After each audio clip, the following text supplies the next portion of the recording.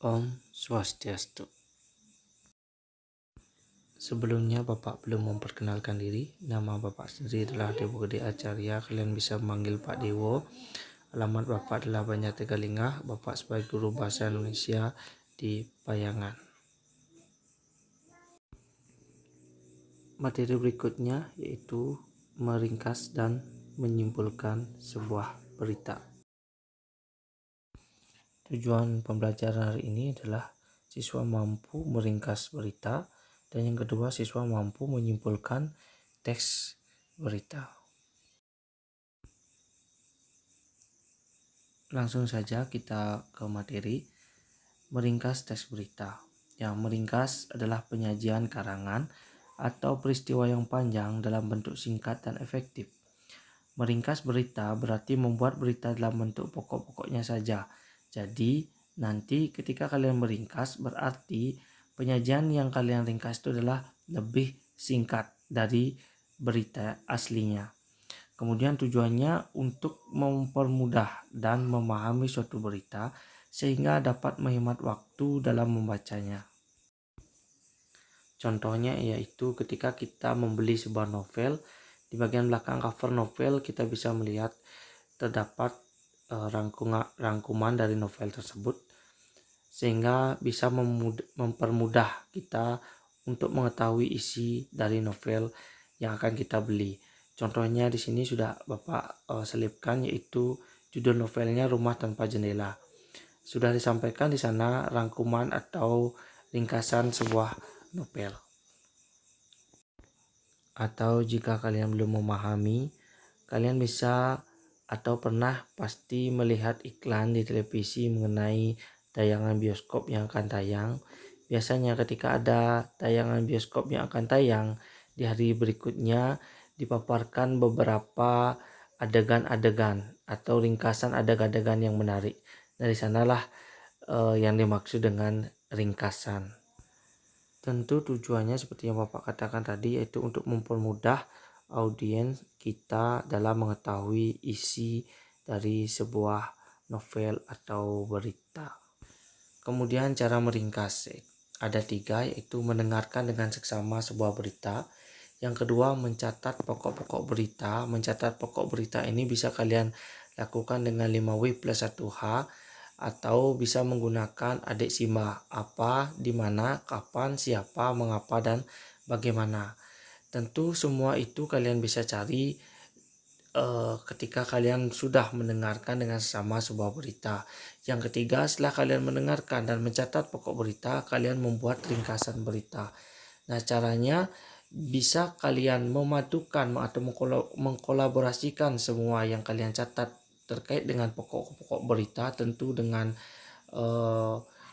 kata atau kalimat yang nyambung, atau paragraf 1 dengan paragraf kedua harus nyambung. Atau bisa juga kalian dengan membuat ringkasannya menggunakan kata-kata kalian sendiri. Tentu apa yang akan kalian ringkas harus kalian pahami terlebih dahulu, sehingga apa yang kalian dengarkan kemudian kalian tuangkan dalam bentuk tulisan, kemudian kalian gunakan kata-kata kalian sendiri tanpa menghilangkan apa maksud dalam berita tersebut. Next, menyimpulkan pokok berita. Nah, menyimpulkan adalah suatu ringkasan atau pendapat yang mengandung informasi atau isi penting dari sebuah informasi. Yang mana tentu dalam hal ini jika dikaitkan dengan meringkas, kesimpulan jauh lebih pendek. Artinya satu kalimat dapat mewakili keseluruhan karangan atau berita.